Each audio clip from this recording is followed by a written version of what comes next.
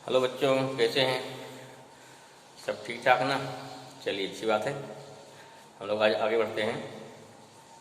पीछे हम लोग पढ़ चुके हैं मोबिलिटी, ड्रिफ्ट वेलोसिटी, कई चीज़ें पढ़ चुके हैं। आज हम लोग टॉपिक स्टार्ट करेंगे ओम्स लॉ, ठीक है ना। इससे पहले मैं सबसे बार बार रिक्वेस्ट करता रहता हूँ, जैसे हम चाहते हैं कि वीडियो मैक्सिमम लोगों तक पहुँचे, ठीक है। तो आप लोग अपने मित्रों को शेयर करिए, उनको क्या इंड्यूस करिए, वो भी क्या है स्वयं देखें और वो दिखाएं, जिससे क्या हो, जिससे जो हमारा लक्ष्य है कि फिजिक्स जो है इजी लैंग्वेज में मैक्सिमम लोगों तक पहुँचे। और थियरी का क्लास बहुत कम लोग पढ़ाते हैं, इसलिए हमने थियरी क्लास बना लिया है, जैसे 12th में जो बच्चों की समस्या रहती है वो समस्या दूर हो जाए, ठीक है ना। पर्पज क्या है कि जितने आप वीडियो देखते होंगे और चैनल पे, तो वहाँ कोई थियरी नहीं पढ़ाता, सब लोग कंपटीशन पढ़ाते हैं और सब पढ़ाते हैं। लेकिन जैसे कि अगर थियरी क्लास मैक्सिमम हो जाएगी तो वो थियरी क्लियर हो जाएगी, तो आपके धीरे कंसेप्ट क्लियर होंगे, और कंसेप्ट क्लियर होने से क्या होता है, फिर तब जो फिजिक्स की समस्याएं लगभग दूर रहेंगी, ठीक है। तो चलिए हम लोग आज शुरू करते हैं क्या, ओम्स लॉ। देखना कि ओम्स लॉ में क्या क्या चीज़ें हम लोग 10th में स्किप किए हैं या क्या नहीं जान पाए, स्किप नहीं किए हैं, क्योंकि वहाँ पर क्या आता है, वहाँ पर ओम्स लॉ बहुत ही दिया शॉर्ट फॉर्म में। यहाँ थोड़ा पढ़ना हमको डीप में जाना है, उसके हर पॉइंट पर ध्यान देना है कि कौन सी चीज़ कैसे आ रही है। जैसे एक सिंपल कन्फ्यूजन है कि V directly proportional to I सही है या I directly proportional to V सही है। ये भी एक बहुत बढ़िया लॉजिक है, ठीक है, जिसको आज यहाँ पे हम लोग प्रूव करेंगे और देखेंगे प्रूफ में आएगा क्या कि जो इलेक्ट्रिक करंट होती है I, ये डायरेक्टली प्रोपोर्शनल टू V होता है, माने इलेक्ट्रिक पोटेंशियल, ठीक है। तो यहाँ इसको प्रूव किया जाएगा। और दूसरा भी अगर देखते हैं ग्राफ की मदद से, ग्राफ में बता रखा हमने आपको। ग्राफ में क्या होता है, जो हमारा होता है इंडिपेंडेंट वेरिएबल उसको लेते हैं एक्स एक्सिस पर, जो होता है डिपेंडेंट वेरिएबल उसको लेते हैं वाई एक्सिस पर। तो यहाँ पर क्या है, यहाँ पर इलेक्ट्रिक पोटेंशियल जो होता है, electric potential is the independent variable and electric current is the dependent variable. That's why electric potential always taken as the x-axis and I taken at the y-axis. लेकिन कहीं कहीं क्या है, आपको ग्राफ को थोड़ा और समझने के लिए कभी उल्टा भी कर दिया जाता है। वहाँ दिखा जाता है कि आपको इलेक्ट्रिकल रेजिस्टेंस का कितना कंसेप्ट आपके अंदर है, ठीक है। खैर यहाँ प्रयास करेंगे, मैक्सिमम चीज डिस्कस करेंगे। तो आपकी क्योंकि ओम्स लॉ क्लियर होने पर कई चीज़ें, कई थियरी अब क्लियर हो जाएगी, ठीक है ना। तो वहाँ से और क्वेश्चन भी कंसेप्चुअल उठाए जाते हैं। जैसे क्या दीजिए, कोई ग्राफ दे दिया है, ग्राफ में क्या है वी आई ग्राफ दे करके उसमें 2-3 ग्राफ बना करके सबका रेजिस्टेंस कंपेयर करवा दिया, सबकी हमारे वो रेजिस्टेंस किसी बल्ब के हैं, ठीक है, तो बल्ब के ब्राइटनेस कंपेयर करवा दिया जाता है, ठीक है। कई चीज़ें हैं, तो वहाँ उसको मिलता है, कंडीशंस आती हैं, क्वेश्चन हम डिस्कस करेंगे 1 by 1। तो पहले देखते हैं कि what is Ohm's law. Ohm's law का स्टेटमेंट क्या है, इसको जानना है। देखिए रटिए समझिए, अगर चीज़ बात समझ लिया कैसे कैसे क्या हो रहा है, तो उसमें क्यों हो रहा है, जो स्टेटमेंट में डिफिनेशन में जो भी पॉइंट यूज किए गए हैं या जो भी स्टेटमेंट यूज किया गया है, उस स्टेटमेंट के पीछे हर पॉइंट की लॉजिक क्या है। अगर लॉजिक क्लियर हो गई तो वो कंसेप्ट दिमाग में एक बार अगर बैठ गया, चीज़ें आपको समझ में आएगी आराम से, ठीक है। चलिए पहले क्या देते हैं, नेक्स्ट हमारा रहेगा ओम्स लॉ। क्या हो गया, ओम्स लॉ। इसमें कंडीशन की पहले कंडीशन क्या होती है, if the all physical conditions are constant. What are physical conditions, जिसमें क्या प्रेशर हो गया, वॉल्यूम हो गया, टेम्परेचर हो गया। लेकिन देखिए अगर टेम्परेचर कांस्टेंट कर दीजिए, प्रेशर ऑटोमेटिक कांस्टेंट हो जाएगा, ठीक है। होता क्या है, एटमॉस्फेरिक प्रेशर अगर टेम्परेचर बढ़ गया चेंज जाता है, घट गया चेंज जाएगा नहीं। तो इसलिए क्या होता है कि स्पेशली लिया जाता है कि जिस मीडियम में जहाँ पर आप ओम्स लॉ फॉलो कर रहे हैं या जिस मीडियम में करंट सर्किट बनी है, अगर सर्किट जहाँ रखी गई है अगर उस मीडियम का टेम्परेचर कांस्टेंट रहे, ठीक है, इन दैट केस क्या है, तब जो सर्किट में करंट फ्लो होती है या किसी रेजिस्टेंस में करंट फ्लो होती है, वो क्या होती है, वो करंट जो है इलेक्ट्रिक पोटेंशियल के डायरेक्टली प्रोपोर्शनल होता है। इसको प्रूव करना है।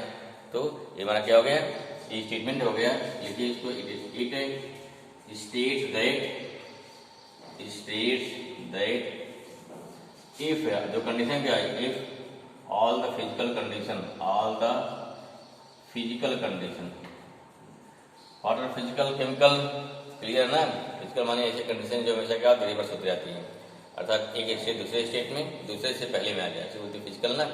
आप पढ़ेंगे physical change and chemical change, I hope इसमें क्लियर ना। टेम्परेचर घट भी सकता है बढ़ भी सकता है, ऐसा नहीं बढ़ गया घट भी नहीं करेगा। प्रेशर घट सकता बढ़ सकता है, तो सारे क्या है, बोलते हैं फिजिकल चेंज। तो फिजिकल ऑल फिजिकल कंडीशंस, ठीक है ना, कंडीशंस। इसलिए क्या हो गया इसमें, स्पेशली हो जाएगा हमारा temperature.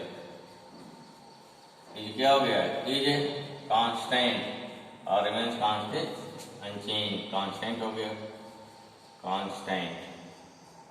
Then the electric current,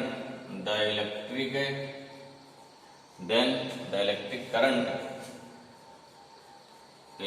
current flow from the conductor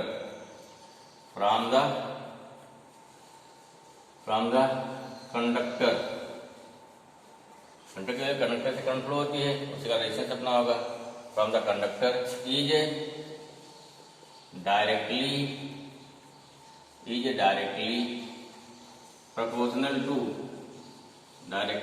proportional to applied potential, या क्या हो गया अप्लाइड इलेक्ट्रिक पोटेंशियल, कहाँ पर, at the end of conductor, at the end of क्या हो गया कंडक्टर और इलेक्ट्रिक कंडक्टर जो भी है, कंडक्टर और electric conductor. This is statement, simple statement है, कुछ नहीं। इतने का हर कंडीशन आ गया ना। इसको देखेंगे फिजिकल कंडीशन का, आप देखो प्रूफ में आ जाएगा, फिजिकल कंडीशन का प्रूफ में आ जाएगा। इतना लिख देंगे इसको, देयरफॉर क्या हो गया आगे, इसके अकॉर्डिंग क्या हो गया, देयरफॉर हो गया आई प्रपोर्शनल टू बी, ये हो जाएगा हमारा।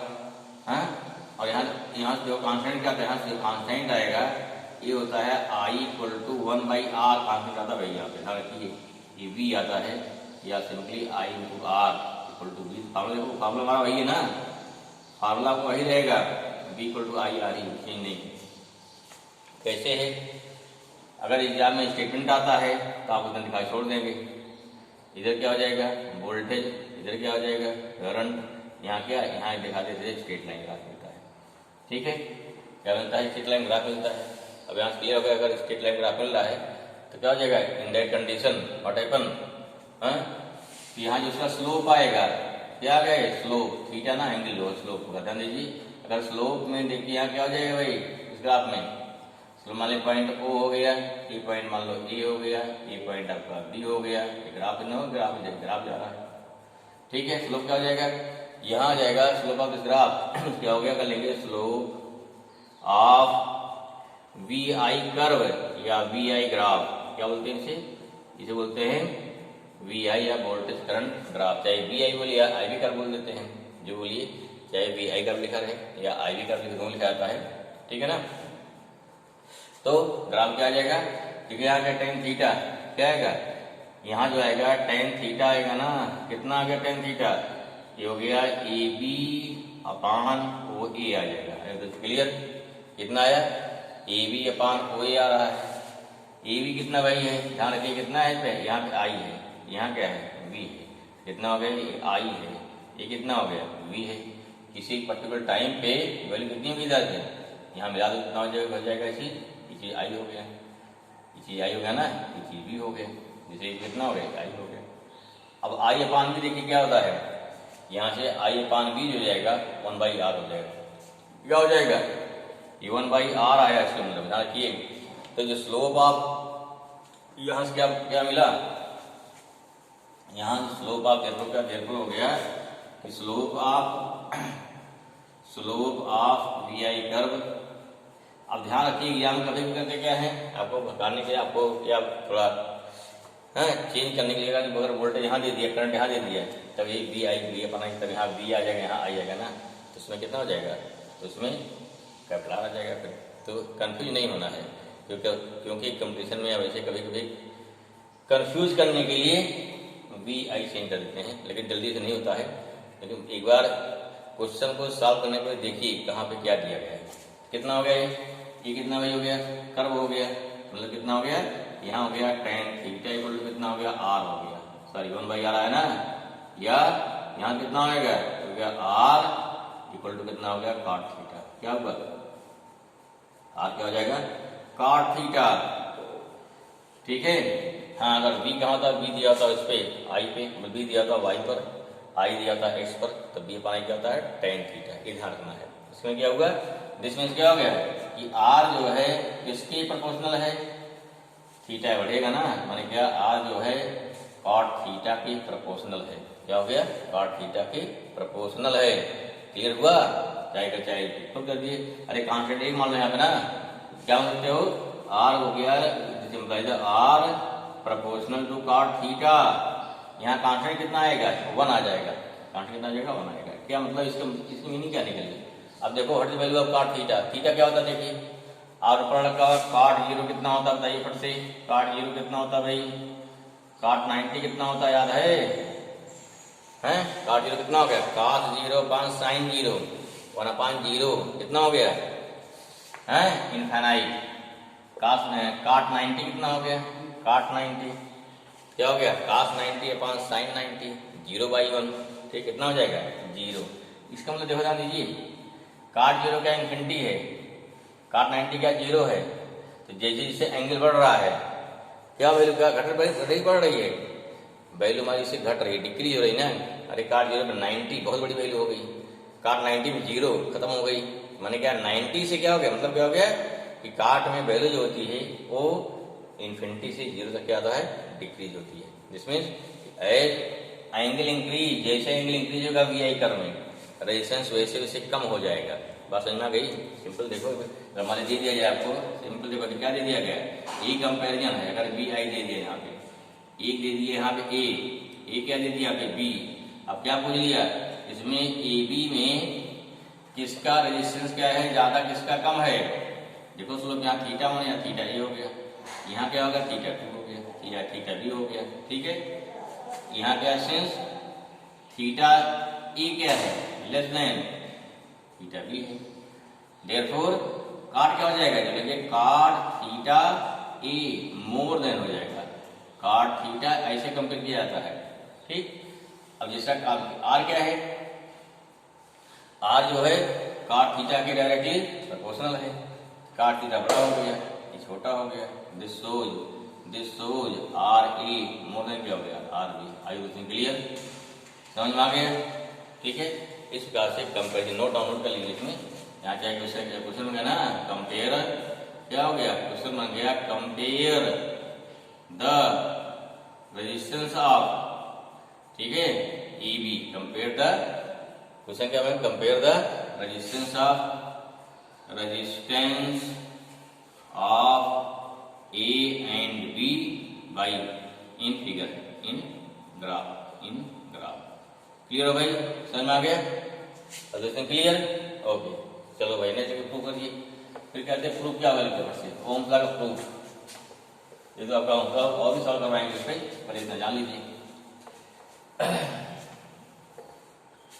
प्रूफ देखिए फटाफट। प्रूफ क्या हो गया, मान लीजिए क्या बनाइए, फट बनाइए। मान लीजिए कोई कंडक्टिंग वायर हो गया, दिस इज कंडक्टिंग वायर। अच्छा भाई ठीक है, यहाँ क्या जोड़ दिया, सेल जोड़ दिया, ठीक है, ये प्लस हो गया माइनस। यहाँ इलेक्ट्रॉन मूव करेंगे ना किस स्पीड से, vd से। Electrons are moving with speed of vd। Length कितनी हो गई l, लेंथ कितनी हो गई l, ठीक है। एरिया कितना हो गया इसका a, सेम वही जब कोई नया फिगर नहीं है, ठीक है। क्या लेंगे भाई, लेट जो पहले फिगर में लिख दीजिए, फिर क्या बनाया हमने, इसमें क्या दे रहे हैं, क्या लिया, लेट अ कंडक्टर या लेट अ कंडक्टिंग वायर। क्या लिया, let a conducting wire which have length L, cross section area कितना हो गया, cross section area capital A, and applied क्या हो गया, अप्लाइड इलेक्ट्रिक पोटेंशियल, ठीक है, potential at the end of wire conducting wire is कितना हो गया कैपिटल वी। साफ साफ लिखते रहिए। हाँ क्लियर हुआ, वी लगा दिया हमने। अब क्या वीडी क्या है? देयरफॉर क्या होगा? देयरफॉर इफ ड्रिफ्ट वेलोसिटी कितनी गई? इफ ड्रिफ्ट वेलोसिटी ऑफ क्या हो गया?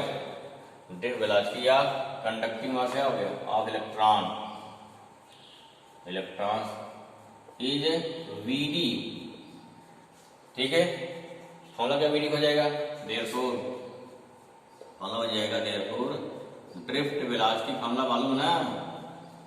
भाई मालूम है। क्या होता है वीडी फॉर्मूला? कुछ याद आ रहा है? क्या होता है? ई बाई एम इंटू टाउ होता है। लेकिन आपको यहाँ ध्यान रखिए, यहाँ आपको क्या दिया जाएगा हमेशा? यहाँ आपको हमेशा इलेक्ट्रिक पोटेंशियल दिया जाएगा। ई इक्वल टू कितना होता है? B upon D. डी कितना यहाँ पे? एल है। ठीक है, ध्यान रखिए यहाँ पे आप वी डी इक्वल टू कितना हो गया? E by M V by L into tau. Since E equal to होता है we upon L.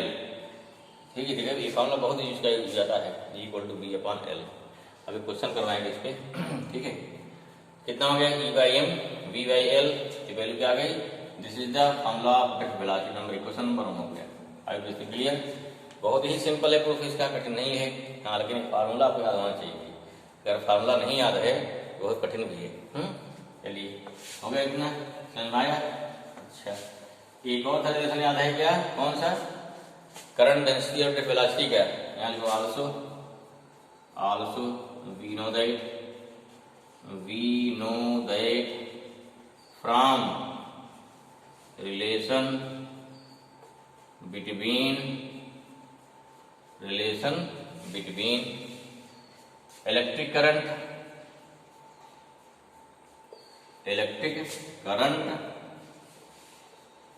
And drift velocity के बीच डालेंगे रिलेशन लेंगे। क्या होता है भाई? ये रिलेशन होता है, ये रिलेशन क्या था? I equal to N E A B D. आपको इसमें याद हो जाएगा। ध्यान रखिए, ए बी छोटा रहेगा, दिक्कत न करें। ए बी वेलोसिटी है और ए बी क्या है? पोटेंशियल है। ये दोनों में कंफ्यूज नहीं होना है, ध्यान रखिए भाई। ठीक है, ऐसा लिखो जैसे काफी चेक करने वाला भी कंफ्यूज ना हो। क्लियर हुआ? हाँ, अब करना क्या है? पकड़ने मिलेगा बी डी यानी क्वेश्चन सेकंड में क्या करना है? पुटिंग नाउ या therefore putting the value of V D in equation क्या है? इन इक्वेशन सेकंड में। कहाँ से? From equation first. ठीक है, कितना हो जाएगा? तो वी डी इक्वल टू आ जाएगा, सॉरी आई इक्वल टू कितना आया? आई इक्वल टू आ जाएगा एन ई ए इंटू कितना हो गया? E capital E by m into l. Capital नहीं रहेगा भाई, ई भी रहेगा ना, इंटू टाउ रहेगा। समझ में आया?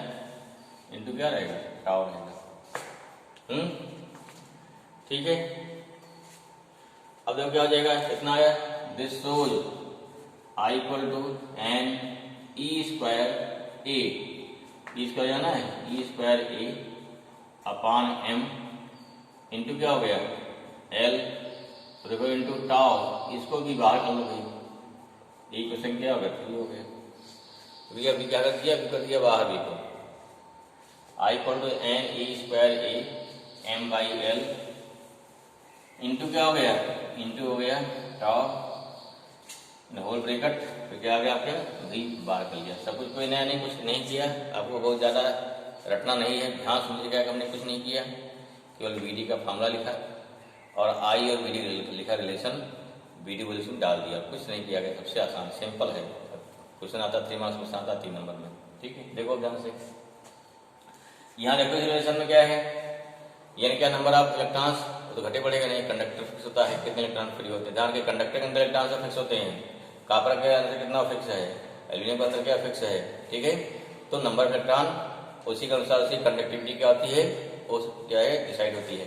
तो इलेक्ट्रॉन फिक्स होते हैं। हाँ, जब से लगाया आपने तो कंडक्टर के देखिए, कंडक्टर जब से लगा दिया, जो इलेक्ट्रॉन फ्लो होते हैं तो अगर एक इलेक्ट्रॉन बाहर निकलेगा तो दूसरा अंदर एंट्री लेगा, अगर दूसरा अंदर नहीं घुसा तो पहला बाहर नहीं निकलेगा। ध्यान रखिए, इलेक्ट्रॉन का 100 इसने निकाला, 100 अंदर एंट्री हो जाएगी। इसलिए कभी भी during flow of current electron move करता आता है, लेकिन कभी भी कंडक्टर के अंदर इलेक्ट्रॉनों की कमी नहीं होती है, हमेशा उतना बना रहेगा।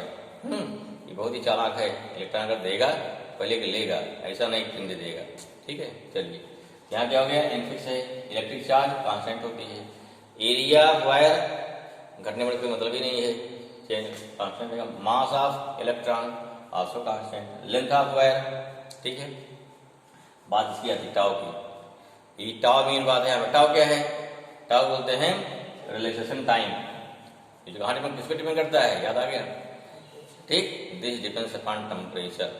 अगर मान लीजिए क्या है, अगर हमने टेम्परेचर कांस्टेंट कर दिया then tau is also constant, बाकी सब लोग पहले से ही कांस्टेंट हैं। ठीक है, इसलिए इस स्टेटमेंट लिखने के पहले क्या बोला जाता है, if temperature of the medium is remains constant, ऐसा बोल दिया जाए, या if the physical conditions are constant. बात समझ में आ गई। थोड़ा फिजिकल कंडीशन क्या हो गई, थोड़ा ब्रॉड में हो गई, टेम्परेचर थोड़ा क्या हो गया, थोड़ा शॉर्ट में हो गया, इन दोनों सही है। ठीक है, देखिए देखो क्या है, if temperature of the medium is constant then whole quantity constant, तब क्या हो जाएगा, then I directly proportional to V आया यहाँ पे, यहाँ कहीं से बी डायरेक्टली आई नहीं आ रहा है। वैसे तो ग्राफ में क्या है, बी क्या है, इंडिपेंडेंट वेरिएबल, याद आ रहा है, वाई, क्योंकि वोल्टेज के चेंज होने पे करंट चेंज होती है, करंट के चेंज होने पे वोल्टेज चेंज नहीं होता है। आप कहते भी हैं फैन चल रहा है, पंखा चल रहा है, अगर पंखा अचानक धीमा हो गया क्या बोलते हैं, वोल्टेज डाउन हो गया, ये नहीं बोलते करंट डाउन हो गई। ठीक, क्यों भाई, वोल्टेज में क्या एनर्जी है, जब बाहर से एनर्जी उसको देनी कम कर दीजिए, करंट अपने आप कम हो जाएगी। क्लियर हो गया, ये क्वेश्चन क्लियर। अगर वोल्टेज डाउन हो गया मीन्स व्हाट, कि वोल्टेज के घटने बढ़ने पर करंट हमारी जाती है, घटती बढ़ती है। देयरफॉर क्या हो गया, इफ टेम्परेचर इज कांस्टेंट ना, कांस्टेंट, देन क्या हो जाएगा, then tau is constant, tau is constant and remaining quantity, remaining physical quantity, ठीक है, of right hand side of equation 3 is already constant, है ना, कांस्टेंट। ठीक है, एक्सेप्ट टू वोल्टेज, देयरफॉर क्या, देयरफॉर गया I directly proportional to V, इसे क्या बोलते हैं, इसे बोलते हैं ओम्स लॉ। ठीक है, वो चीज क्या हो गया, वो चीज ओम्स लॉ प्रूव हो गया। यही प्रूव करना होता है। आई होप दिस क्लियर आया समझ।